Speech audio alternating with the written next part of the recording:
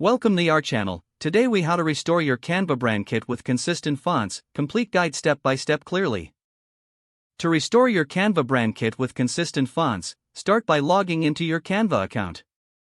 Navigate to the left sidebar and locate the brand kit option. Click on brand kit to access your existing brand assets. If you don't see your fonts listed under the brand fonts section, click on the add a font button. Upload the font file from your computer if you have a custom font you want to use. Make sure you have the appropriate licensing for any fonts you upload. Once your font is added, click on it to set it as your primary font.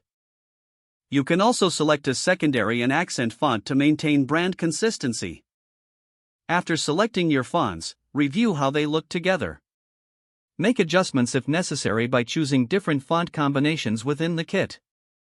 Once satisfied, click on the Done button to save your changes. To apply your brand kit fonts to a design, open up a new or existing project. Select the text box you want to change. In the top menu, open the Font drop-down menu. Choose your designated brand font from the list. Your text will now update to match your brand's look. Repeat this process for all text elements in your design. Consistent fonts help maintain a professional appearance across your designs. If the page does not load, refresh the browser or try again in a private or incognito window. Make sure you are using the correct email address, then retype it carefully to avoid small typos. If your password is not accepted, use the reset option and create a new strong password you can remember. Check your spam folder for verification or security emails, then complete any requested confirmation steps.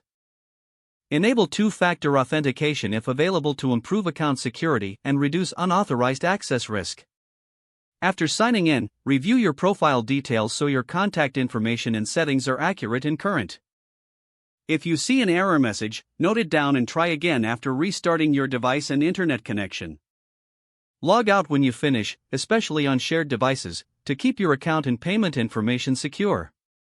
If the page does not load, refresh the browser or try again in a private or incognito window.